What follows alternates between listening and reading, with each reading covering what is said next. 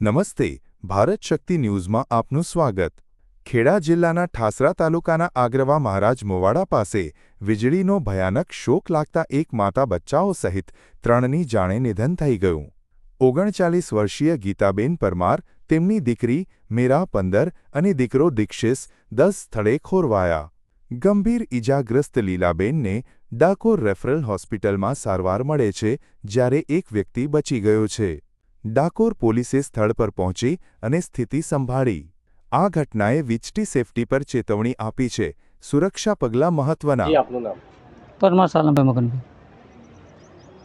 ક્યાંના રહેવાસી? અગરવાની મોવાડી। આગળવાની મુવાડી ખાતે શું ઘટના બની હતી? હવે એમાં સાહેબ એવું હતું ને કે જે 8 કલાકની લાઈન કરીને કૂવાની બોરની એની અંદર એ બેન છે તે અગર 3 ફીસવાળું લાઇટ આવે એટલે ડીમ ફૂલ આવે એની અંદર એ વાયર ચેક કરતી એલા ગોરે વખતે એમાં એ ગોરાનો વાયર જે વાયર હતો એ વાયર ફાયર હતો એટલે હાથમાં અડી ગયો એટલે બેનને એ કરંટ લાગ્યો એટલે પછી છોકરો રડતો આવ્યો એટલે છોકરાને બી લાગ્યો ને પછી છે તે જે આના સાસુમાં છે એ સાસુમાં બૂમ પડી એટલે સાસુમાં કે શું થયું ત્યાંના સાસુમાં આવ્યા એટલે સાસુમાં આવ્યા ખોટું વળી એ કરવા ગયા પણ આ જોડે લોખંડનું બાયનું હતું એટલે બાઈને છે તે અડી ગઈ એટલે સાસુમાં નહીં લાગ્યો કરંટ। જે બાળકો હતા એમની ઉંમર શું હતી?